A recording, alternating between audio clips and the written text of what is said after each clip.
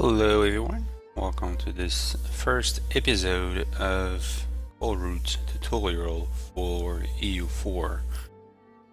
For those who know me, I have over now 1800 hours in the game as it stands on April 2nd, 2015.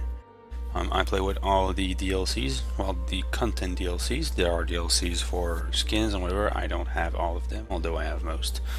I have all the content. However, for new players, you do not need all the DLC to play the game. Most of the content that Paradox puts out for the game is free to play. It comes out free as the DLCs comes out. There's only a few features. Granted, those features are awesome, but it's only a few features that are not in the game with the DLCs. So, with this said, we're going to get started. This is what you come in as you start the game. Everything here is basic. The tutorial is pretty much useless, but I would suggest still to do it to learn the basics, like how to go to war and how to do diplomacy. Single multiplayer game, of course, we'll go single player now. We're going to play Castile. Just as a quick suggestion, if you want to ask what country to play for first time, I would suggest basically two things. There are 3 countries that are considered to be interesting when you start at the 1444 start, which is the default start. There are other starts. This is the default start.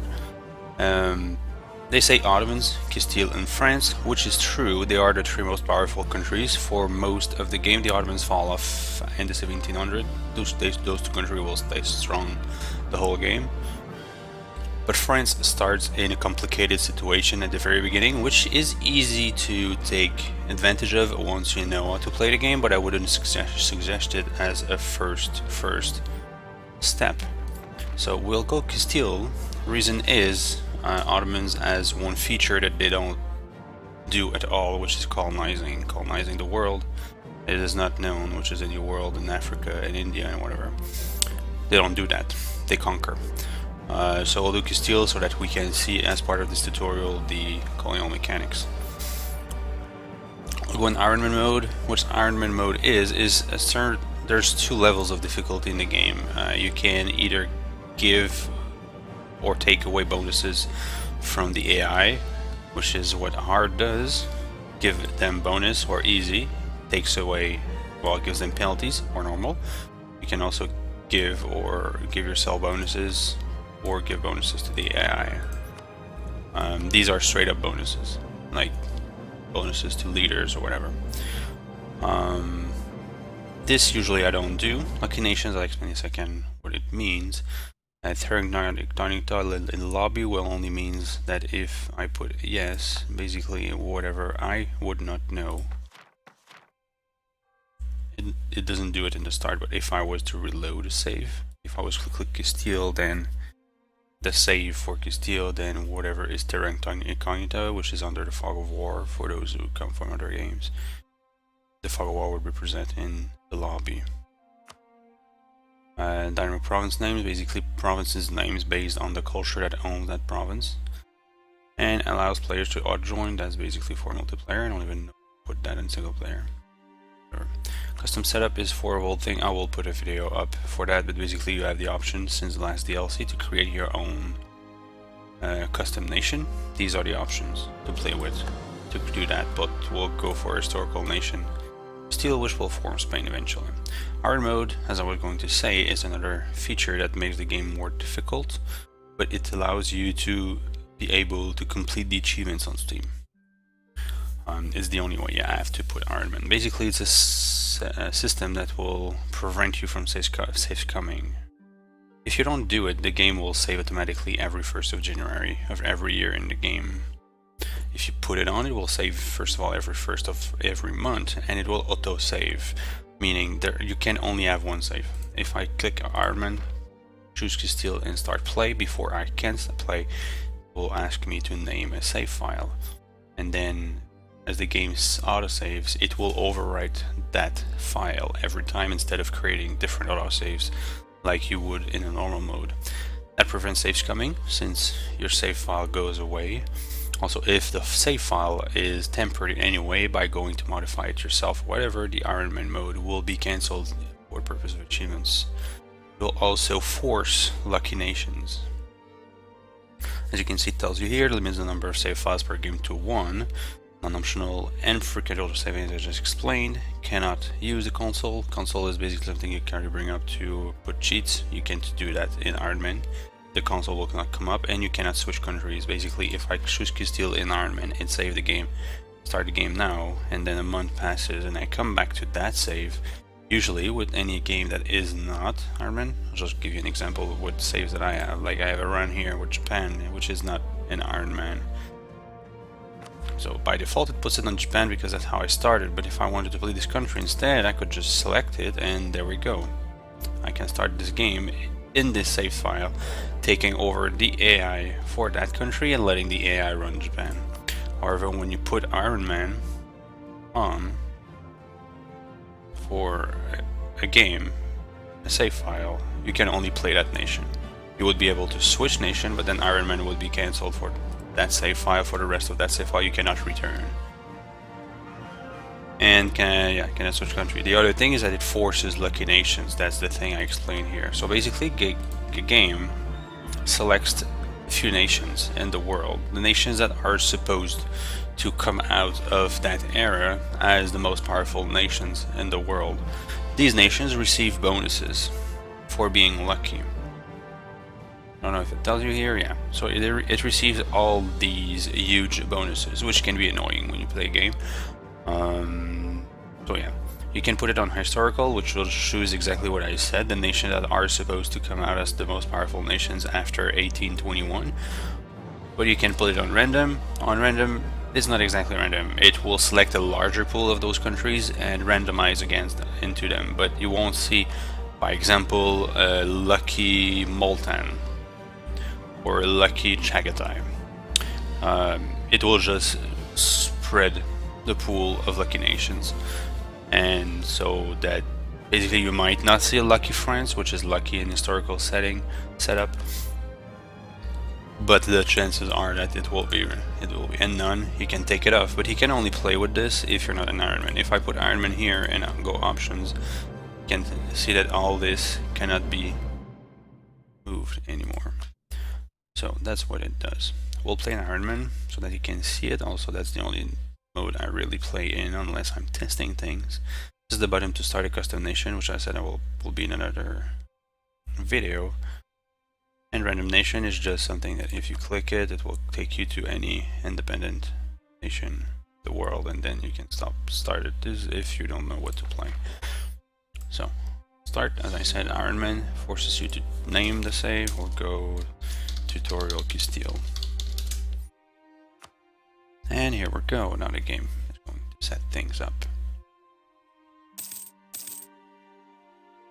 Now, there is a number of things to do before you're on pause. This is a real-time game that with pause feature. First of all, I'll go through the map modes, but I'll just set this here so that you can actually see what's happening here. So, I will explain everything, but just keep in mind that these are the info that you always need to keep an eye on. These are alerts that will let you know about important things that needs to be taken care of. In the best of your abilities, you want to actually either be aware of that alert or have no alerts at all. This is the outliner, more info. It's like less important info than this, but usually as the game progresses, it's nice to have it to be able to navigate through things. These I'll explain again. So, welcome to EU4. Playing Castile, which is basically the main country in Iberia.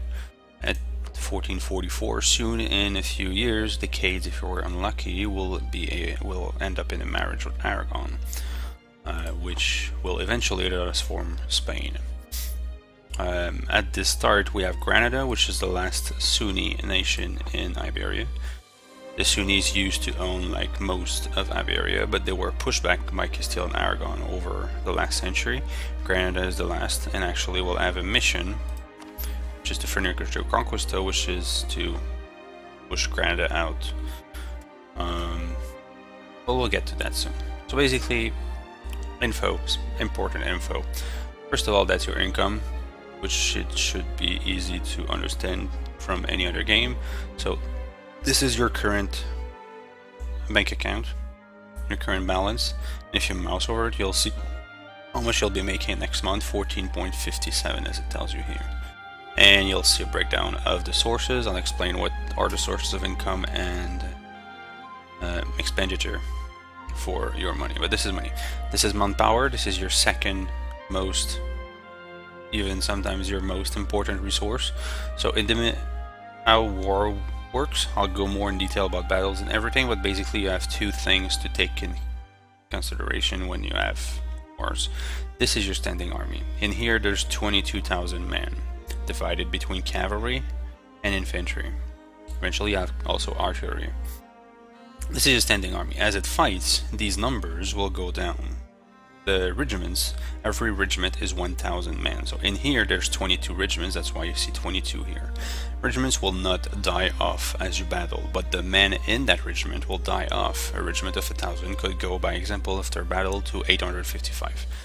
This number every first month will reinforce based on different stats, your buildings and everything. The speed of reinforcement will be dependent on that, but this reinforcement doesn't come out of thin air. That will be taken out of your manpower pool. This is your reserve, the men that are ready to fight but are not on the battlefield. These are not paid. These are paid. This is in your expenditure. Army maintenance, 6 ducats 87. This is to pay these guys. These guys are not paid, but they will replace these men. What happens when you're out of manpower? Well, your troops don't reinforce. However, your manpower will also have its own reinforcement speed based on different statistics than your actual reinforcement speed. So this is what manpower is. If you're low on manpower, you might get in trouble. We'll get to that later on. Stability is basically a measure of how stable your country is. This value goes from -3 to +3. It is suggested to stick around 0 or 1. Actually, you want to go over 1 if you can, but you shouldn't be paying for it. There are ways to get it for free, get it if you can, but usually you don't want to pay to get over 1, because there is an increased cost as you go over 1. So what the stability does, well, it doesn't tell me now because I don't have any. So these are the values. First of all, each level of stability will multiply your trade power, which I will get to, but it's basically one source of income, and national spy defense, which is another stat I will explain. Basically, there are spy actions in diplomacy, and your spy defense is the chance to find the guy that actually is doing the spying on you. Now, each positive level of stability will have separate effects. National unrest will explain in a second, but it's basically simple. It makes rebels less likely to spawn. National tax modifier, self-explanatory. Stability cost modifier, that is what I just explained, that as you increase stability, it will cost more. So the 1 doesn't have this because it's 1 time. To cost 1, it doesn't cost anymore because the cost is based on your current level. So if you have 0 to go to 1, it doesn't cost more, but if you want to go from 1 to 2, you have 50% increase. If you go from 2 to 3, it will be 100. Missionary strike is the system that changes the religions, so that is something you want, and goods produced nationally, it's another source of income. If you have negative stability, then basically these are the effects: +2 national unrest for each level of stability, +1 interest per annum, which I'll explain, but that's basically in the loan systems. You can loan money, and interest is what you pay for it.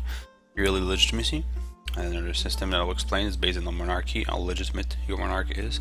And current power, it's tied into trading. So this is what stability is. It's how stable your country is. Prestige is how other countries sees you, how prestigious your country is. This is value that goes from -100 to +100, although usually you will be in the positive unless things goes really bad. This is a straight up multiplier to these values. So the value that I have right down here, +1.3 plus to trade, that's income, Moral of armies, moral of navies, that makes my troops fight better. Mercenary cost is the cost of mercenaries, I'll get to that eventually. National spy defense, I'll just explain it. Legitimacy, I'll explain it. Improve relations, that's the speed at which you are able to improve relations with other nations.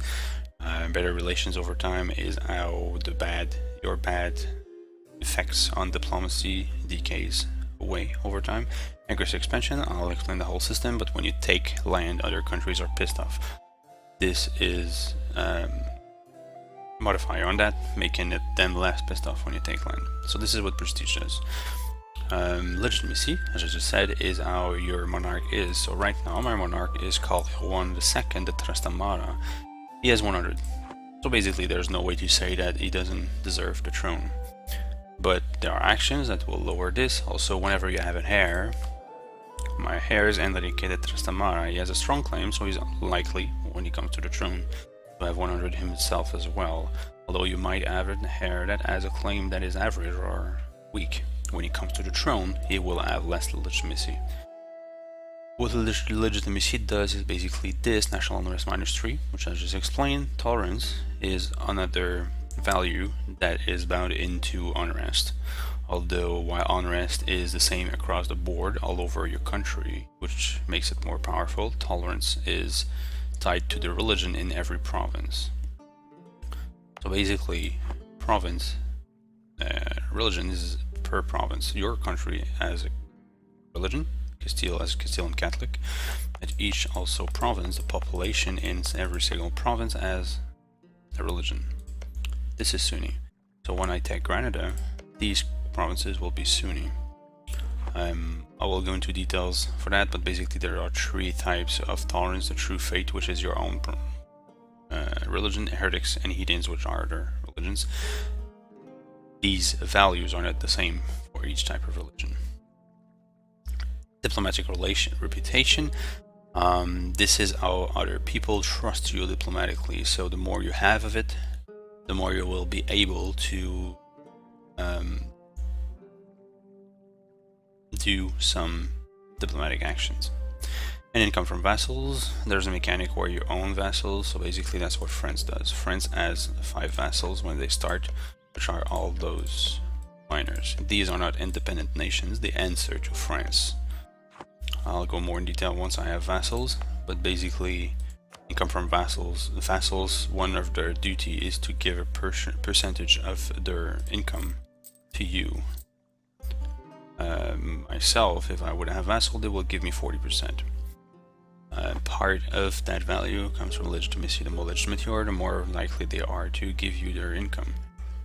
And power projection is how your country is focused on growing, if I would put it that way. It's an abstract value. It's based on the rival system. You will select nations of relatively the same strength as you that are your rivals, and when you take actions against your rivals, you will gain power projection. As you gain power projections, you will gain bonuses. First of all, there are straight up bonuses. I don't have it. I'll just give myself a rival. I explained what I'm doing right now. I'm just giving myself a rival so that I can explain the values. Now I have one. So this goes from 0 to 100, although you'll usually average around 20, 25, up to 50 when you do something big against a big rival. You can go up above that, but the decay is very fast when you're not doing anything. So, 2 effects. First, there's one that is streamlined over the value, so it's a multiplier. Global trade of power, moral of armies, moral of navies, for defense, which I'll explain, and yearly legitimacy. So these are the values that it gives. Also, once you reach 25, you'll get a new leader, which is the number of generals to lead your armies that you can have. You'll give an extra leader, and at 50 and more, if you can reach that, you will gain +1 in every monarch point, which I'll explain just now. I'll go back to these. This monarch points is the most valuable resource you will have in the game. This you gain every month. You have 3 types: administrative, diplomatic, and military. First of all, the main purpose of these points is to increase your technology, which is also divided into 3 categories. So as you might have guessed, those points, admin points, are used for admin tech, diplo for diplo, military for military. You gain them. As you gain them, it will increase this. I'll explain exactly how the numbers are calculated later on, but basically that's the main thing that you will do with that. You save points to increase your tech. However, you have other actions.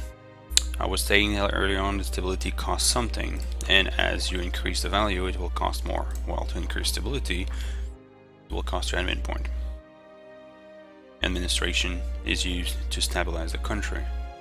While other things like war exhaustion, this is a value that goes up as you are at war. It's how exhausted the people are to being at war. This goes up as the war progresses, but you can decrease it by doing some efforts to convince your people that the war is just and should be fought. This is using diplomatic points. You can use these points in many other things. Military points will be used if you use them for to hire generals and to beat up rebels. Basically, when you have rebels that are about to rise, you can spend military points to our street, as we call it, basically going in the province and beating up people so that they go back home, basically. These are very valuable. You will also use these points to build buildings, all types of buildings. I will go through them one by one, but basically every single building will cost monarch points. This is what you do with your monarch points. You don't know what to overspend them, otherwise you will fall behind in technology, which can be very hurtful for different reasons depending on which technology. Also, I'll explain first how you get them so you understand why they are valuable for certain times. So first of all, every nation gets a base 3 per month. As you can see, base value 3. That's the base value. After that, the main source of these points is your leader. Every king or leader of nation, if you're not a monarchy, will have values in admin, diplomacy, and military. These values will be added to this plus 3. So 3 plus 1 equals 4. Why am I making 3? Is because I have a focus. So basically, this is how you get points. You have 3 sources: the base 3, your ruler, and advisors. I can hire advisors that will give me plus 1, plus 2, or plus 3. Of course, you have to pay them. You have to pay money, like a price to hire them, and then money every month as a salary. The more I want, the more they will cost. So these values added together will give this. This is what I gain every month, every first of the month. National focus, which is here, this is -1, but this is +2. This is the check mark that you have here. You can decide to focus on one area, which will give -1 to the other areas, but +2 to this one. So basically it's a net gain of 0 overall, but it will focus the points in one specific thing, which can be useful sometimes, especially when you have a ruler that is great at something but bad at something. Over time, whatever he's bad at will fall behind, so you might want to focus on it. Also for ideas, I will explain what ideas are soon enough. Although be careful with the focus, because once you choose a focus, you cannot change that focus for 25 years. You can also remove the focus to go back to 0, 0, 0, which counts as a change. So if I remove the focus, I will not be able to get a focus for 25 years. So that's basically these things. I will end this episode here, so thank you for watching, and I'll see you in the next episode.